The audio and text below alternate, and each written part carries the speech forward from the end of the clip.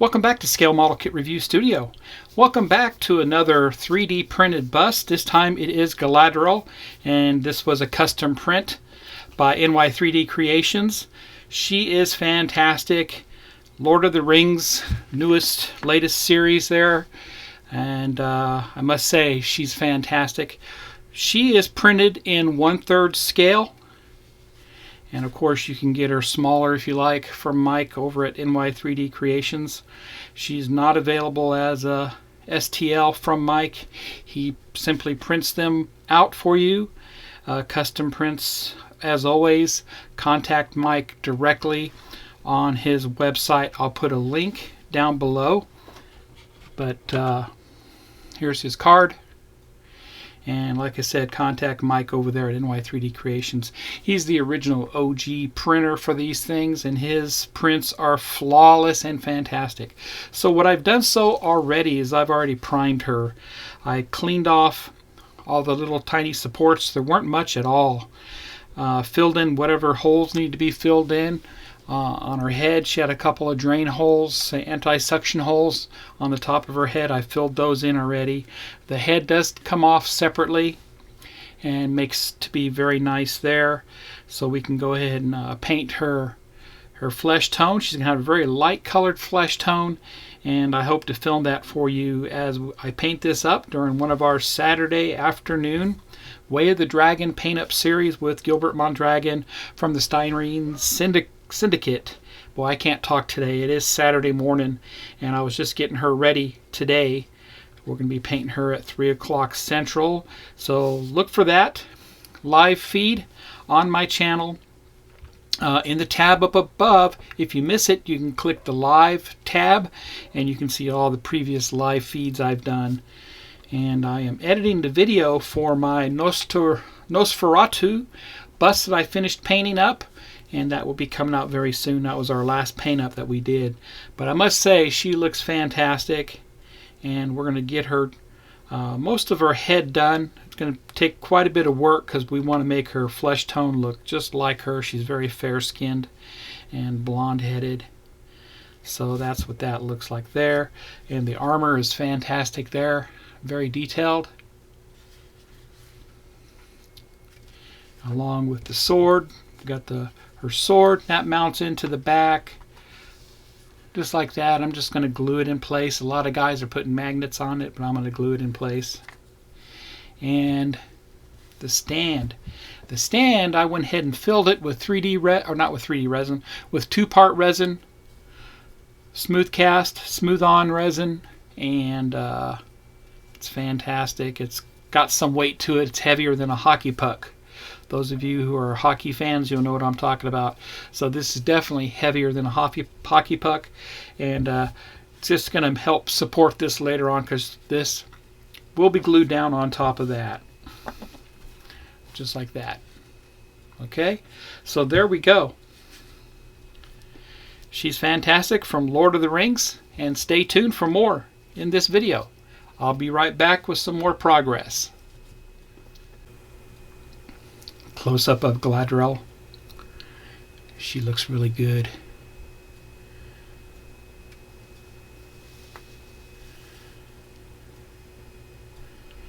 And I did primer with my gray SEM primer, and then I put a shot of clear, Krylon clear matte finish on top of that.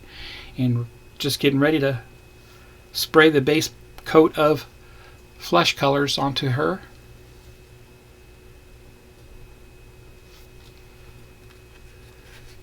And you can see how she attaches there. Just a little bit of filling a little bit later before the hair is painted. Should look good. Or even, after the hair is painted, I could just touch up that little area there. You'll never see it. So, yeah, that'll work. And then her armor and the chainmail, buckle, her ponytail. Fantastic.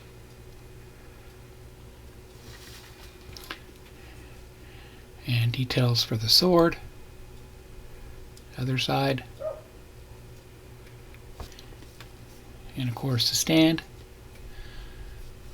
and you can see the resin, two-part resin in there. I filled it up almost all the way up to the top. There's a technique to that, and I'm going to have to make a video for you to show you my process. But I put in very little at a time, probably around 30 cc's at a time, just to get a good coat around it. I rotate it as I let it cure, because that resin does get hot. It doesn't get extremely hot, which is pretty cool there, but still it does get warm, and you don't want it to warp any of the 3D resin. Also, before you do that, ensure that the interior, there's no any wet resin inside. Mike is really good at not giving you kits that are that way. I've received many kits from other people who 3D print, and they have a tendency to leave resin in theirs, and that's not good. It could cause a failure of that part later on with wet resin staying inside of the parts, and that's not a good thing. They need to be washed correctly and thoroughly. All right.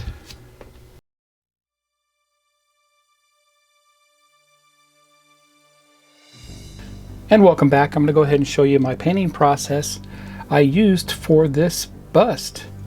And I used my trusty Badger Patriot 105 airbrush. And I've already mixed the paint I'm going to be using, which is the Dull Pink by Stynylrez. This is a primer. I also mixed in a little bit of white Stynylrez with it to lighten it up a little. And I put in some 4021 reducer from Createx. I let it sit for about 10 minutes to let everything settle in.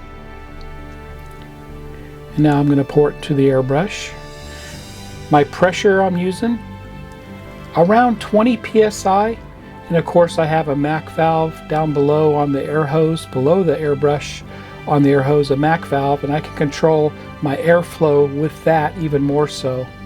So it's just a light misting coat of the pink on her face, and of course she was primered with a gray Stynylrez, and I sanded off any imperfections with that primer. Some of the imperfections you might see in 3D prints, you won't actually see them until you put a primer coat on them, so it's a good idea to primer coat it, do any sanding, and then go ahead and throw a matte clear varnish over the top. And I use the Krylon UV clear spray cans for that. But you can see here she looks really pink, but I want that because she's very fair skinned, and that's going to be my base coat for her skin tone.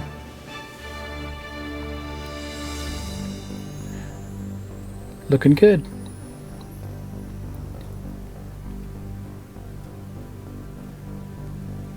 Making sure I'm getting all the little cracks and crevices that I may have missed. There we go. Now we'll move on. Move on to some other base colors for her skin tone. I'm going to move to the Monument Hobbies Pro Acro line. Olive flesh and tan flesh mixed together with, of course, some flow improver and airbrush thinner. Just a couple drops of the flow improver is all I use there, and then I'll go ahead and throw in about 10 to 15 drops of thinner. And in this case you want to go really light coats, really transparent coats, and I think I went a little heavy in this case on this. You want it to be a little more transparent with your coating, and then apply it thicker in areas where you want more flesh than pink showing. But it worked out fine. I thought my flesh tone turned out good at the end. But of course I'm going through everywhere on her here. And in between painting, I did seal the color with my Krylon UV clear, and I recommend you do that in between each coat of paint. That way if you mess up, you can always just wipe it off.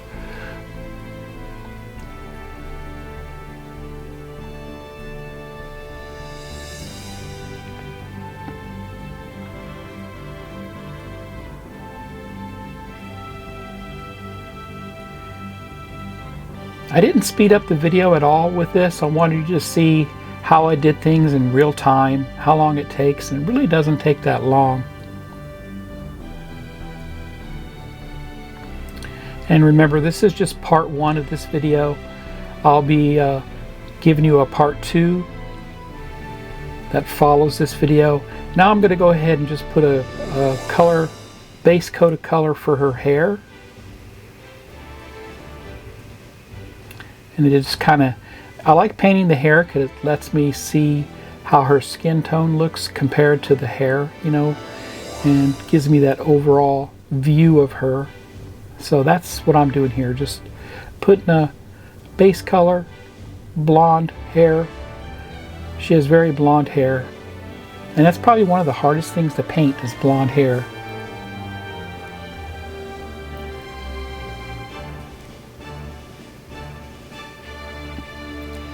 And remember, I did shoot this sequence while we were live painting on The Way of the Dragon, and you can find that live painting video up above in the tab that says live.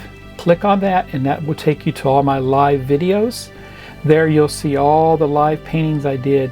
So that's why I am voiceovering this right now, because we're talking during the live painting and you can hear my ventilation system, you can hear my airbrush, a lot of noise going on, and it's just easier to do a voiceover for this and add it to the video here. So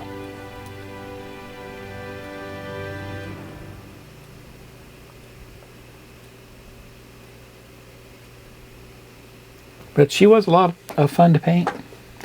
Now I didn't show you everything.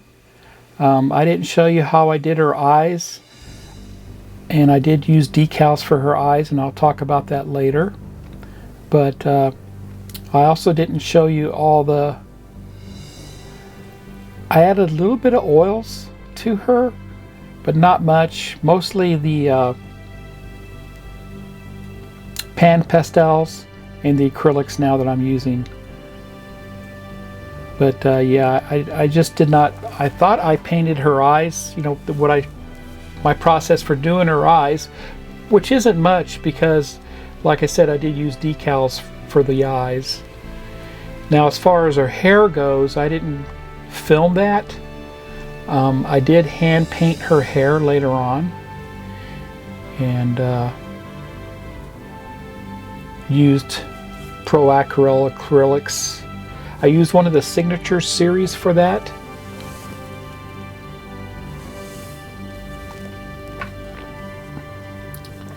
But if you want to see my process on how I painted her hair, let me know in the comments, and maybe the next video I do, I'll show you how I do the hair. Now in this case here, I wanted to go ahead and do the base color of her ponytail to match her head, and that's all I'm doing here. And my intention is to go ahead and mask off all that before I paint the armor. And painting the armor, that will be on the second video. That won't be actually with this one. But what's important here is I'll be spraying metallics for the armor, and you want to have a gloss black under those, or you could have a gloss gray, a gloss white. It just depends on the tone you want from that metallic paint. And I want a more deeper tone with mine, and that's why I used the gloss black as the base color for the armor. And there you go. So let that dry a little bit, and you can use a hair dryer to dry it, and then go over, I'll take it and I'll spray it with my Krylon UV Clear. But having a lot of fun with this. Moving on here. Now we'll start putting in some of our shading, and this time it's going to be the light shading from above. So this time I'm just using the olive flesh, and I'll be spraying from above, and you can see how I'm holding her head, so I get that the lighter color on top. And I think I went a little bit too thick, so I dropped off my pressure a little bit. You want to do light misting coat here because you still want to retain some of the base colors underneath, but still give it that light reflection from above.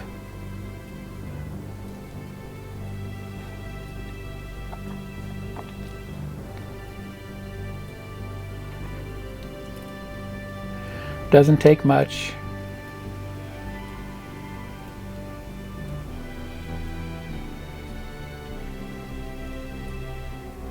Very lightly. And it's hard to see in the video, but perhaps you can see it okay here. But like I said, this is our light highlights. Now I go ahead and back off the airbrush, and I give it a complete coverage all across her from a distance, just to blend in that light highlight from the flesh tone. So after that's done, then I went ahead and off camera I cleared her with my matte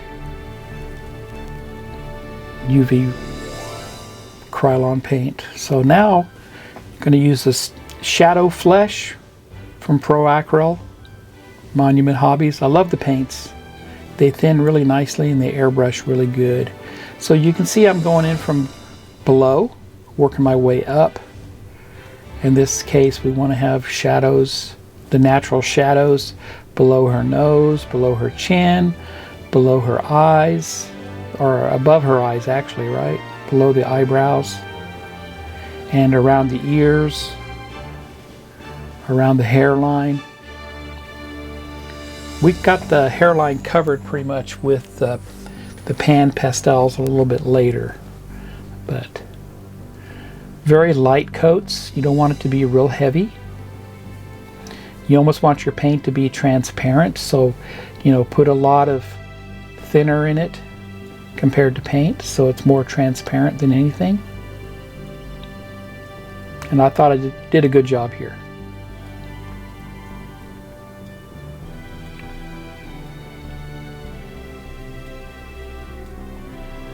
And moving on.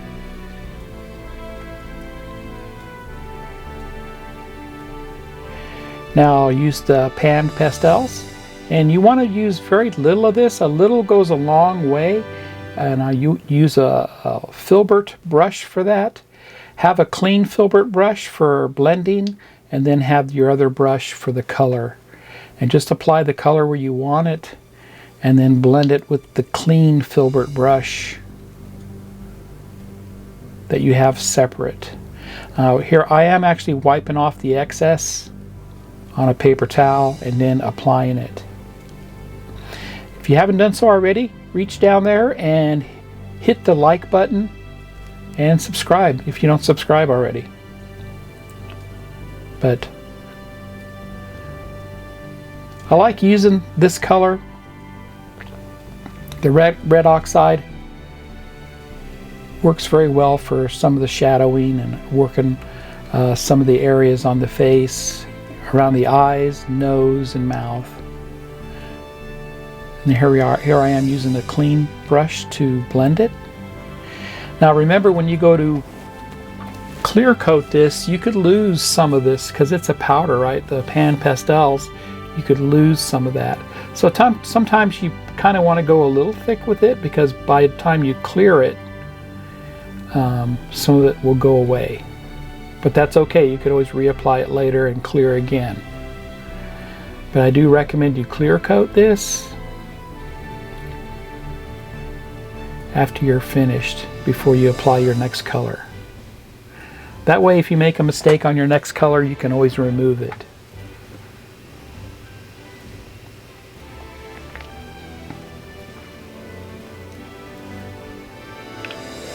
And I'll show you here in a little bit, but if you think you applied too much pastel, there's a way to remove it really easily.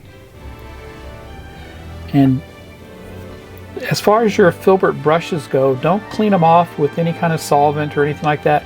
Just wipe them off on a paper towel or on old pair of jeans that you have cut in squares. That's what I use too. I have, take an old pair of jeans and cut it up and use it for a palette to wipe off excess stuff.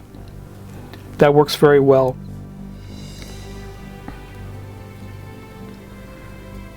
But as you can tell, a little bit goes a long ways.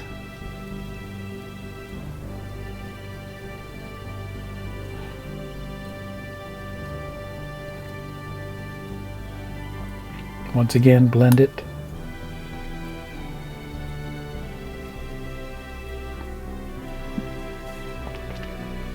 Now, this is what you can use to remove excess pastel.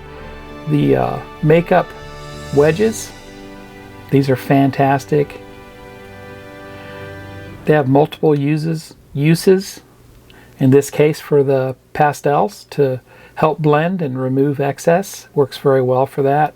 I also use them to blend and tap off excess oils. If I'm using any kind of oils on the figure, you don't want the oils to be too thick because it'll take forever for that oil to dry.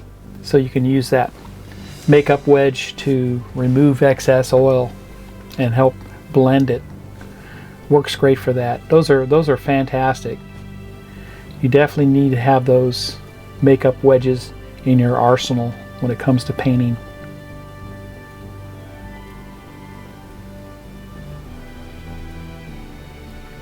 Once again, blending some of the darker areas with this. It depends on how you look at it with your own eye and the effect you want to have.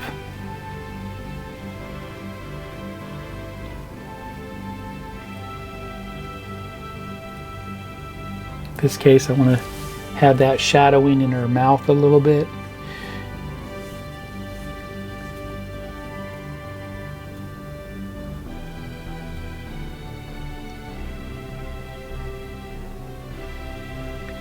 And as far as this bust goes, this was printed by NY3D Creations, and Mike is the only one that I know of that actually has this.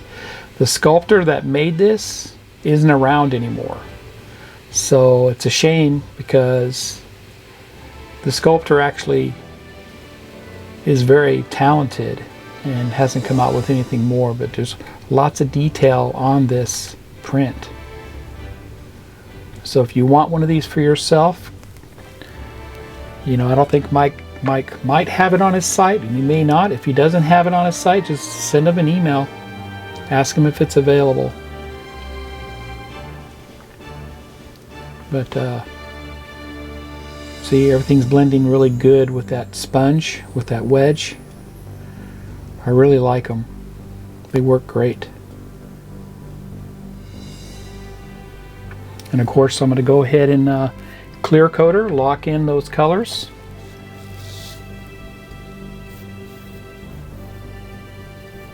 There's a Krylon Makes Fixative. That's great for the pastels. It's not as harsh as the regular UV clear. So the Krylon Fixative, I would recommend that.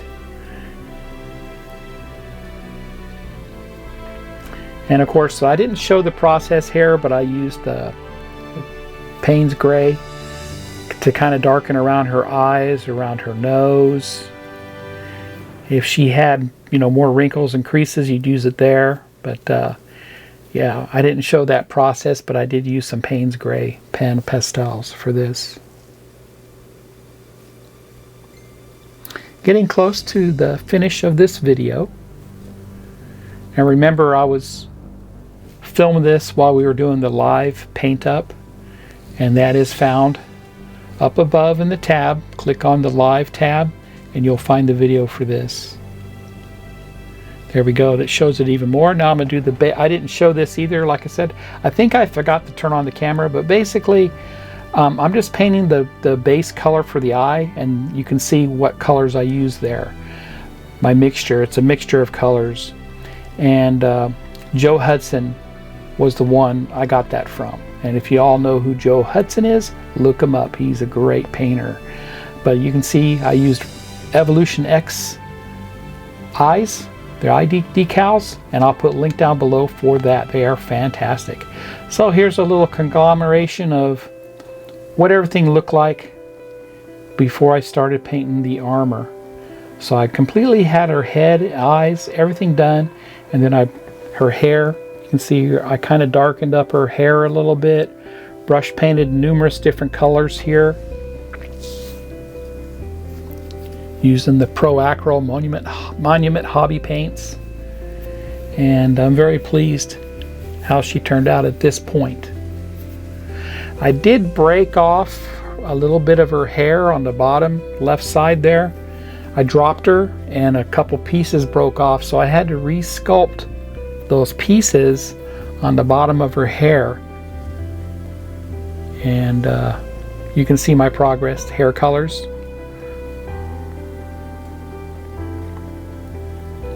Close-up of her face.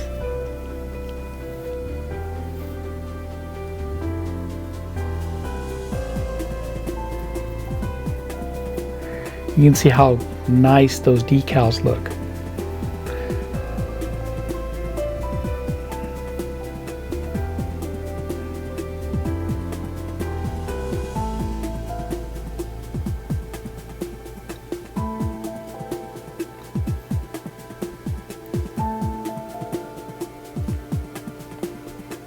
And there's where I resculpted the hair. You can see right there in the middle, the light gray,